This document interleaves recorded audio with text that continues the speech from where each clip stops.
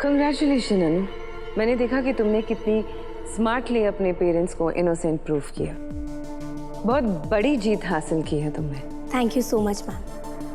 पर अभी ना मेरी ये जीत थोड़ी सी अधूरी है।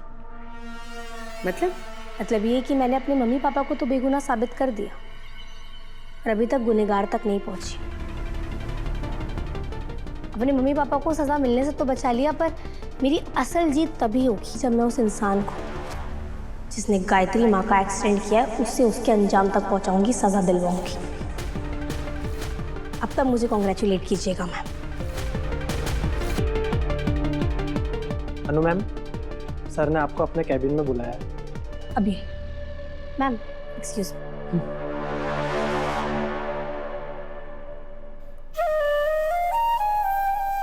अनु, मैं तुम्हारे लिए चॉकलेट्स लाया हूं क्योंकि इंटरनेट पे पढ़ तो लिया कि लड़कियों को चॉकलेट्स पसंद है। अगर अनु ने पूछ लिया क्यों तो क्या बोलूंगा।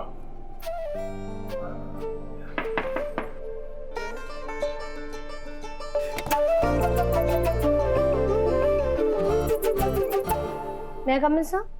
यस।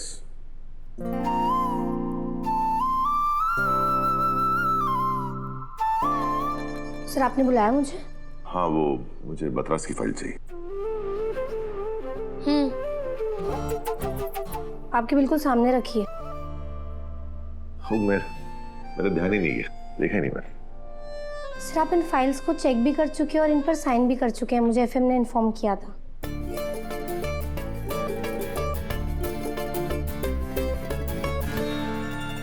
अम्मी ने आपके लिए खीर भेजी है।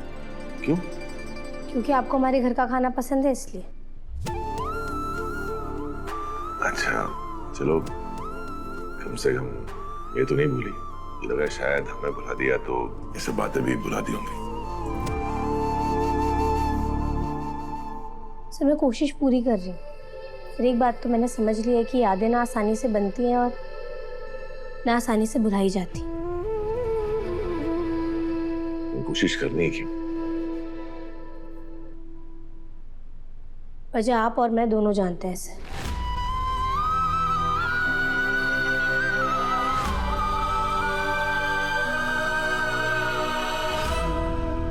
I'm sorry। जो सर मुझे आपसे आपकी माफ़ी नहीं चाहिए।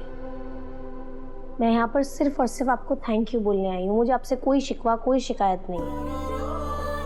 हम एहसानमंद हैं आपके।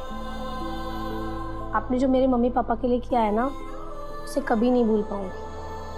उसके लिए आपको जितना थैंक यू बोलूँ ना उतना कम है आर से। एनीवे सर, मम्मी ने भी ना थैंक यू के रूप में आपके लिए आपकी फेवरेट खीर बनाई है। आप प्लीज इसे खा लीजिएगा, बहुत प्यार से बनाई है। अनु, एक मिनट।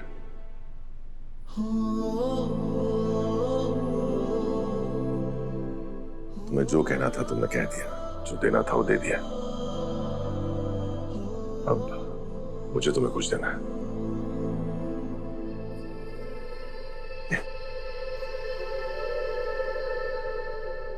ये क्यों सर?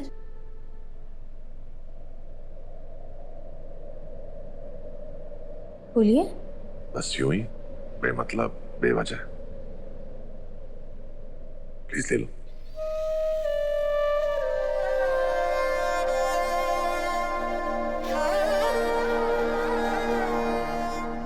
Thank you.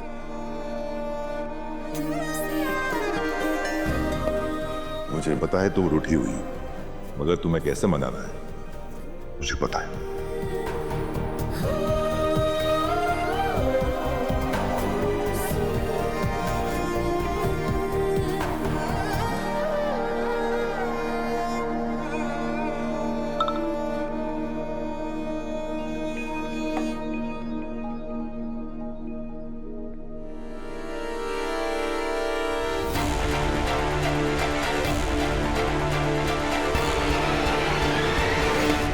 मेरा मुझे तुमसे एक बात पूछनी है। जी सर।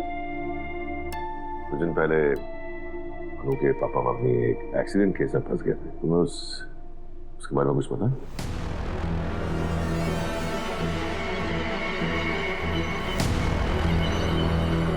ऑफ कोर्स सर, मैं क्या पूरी दुनिया इस बारे में जानती है। एंड अनु ने कितनी स्मार्टली उन्हें इनोसेंट प्रूव भी किया है, ये हम सब ने देखा। मैं तुमसे विक्टिम के बारे में नहीं, कल्प्रिट के बारे में पूछना चाहता हूँ। उनके बारे में नहीं जिन पे इल्जाम लगा है, बल्कि उसके बारे में जिसने गुनाह किया है।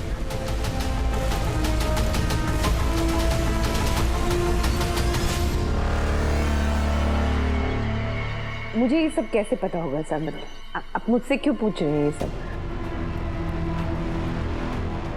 ऐसा तो नहीं कि आप मुझ पर शक करें कि ये सब मैंने करवाया। मेरा शक का तो पता नहीं, अनफॉर्चुनेटली एक सबूत हाथ लगा है। कैसा सबूत सर?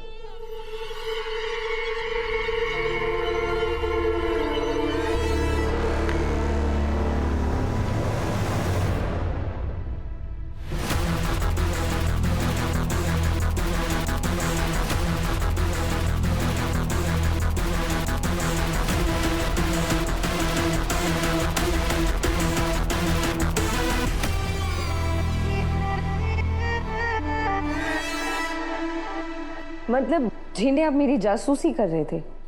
मैं सिर्फ सर के ऑर्डर्स फॉलो कर रहा था। अगर आपको ये जासूसी लगता है तो जासूसी ही से। मेरा तुम्हें पता है कि ये रघुपति अनु की फैमिली का सबसे बड़ा दुश्मन है। जब से गोपाल जी ने उनके बेटे का रिश्ता टूटाया, तब से उसने गोपाल जी उनकी फैमिली को कई बार नुकसान पहुंचाने की कोशिश की। ऐसे आदमी से तुम क्यों मिली? बोलो मीरा। सर उसकी छोटी सी कंपनी है, हमारे साथ बिजनेस करना चाहता है, इसलिए मैंने उसके साथ मीटिंग की।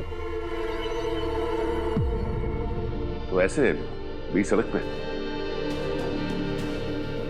वो मीरा जिससे मिलने के लिए लोग महीनों पहले अपॉइंटमेंट लेते हैं,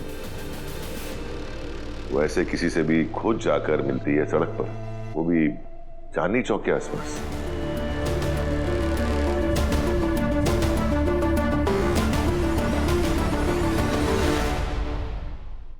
मिली नहीं थी सर, रोक ली गई थी।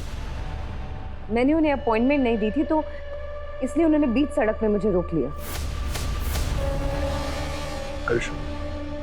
Yes sir, I am sure. और अगर आप मुझे लेकर श्योर नहीं है, आपको ये लग रहा है कि मैं झूठ बोल रही हूँ, तो आप कह दीजिए। मैं पहले भी ऑफिस छोड़कर जा चुकी हूँ, फिर से जा सकती हूँ, लेकिन इस बार फर्क सिर्फ इतना होगा कि मैं आपके बुलाने पर भी वापस नहीं आऊंगी।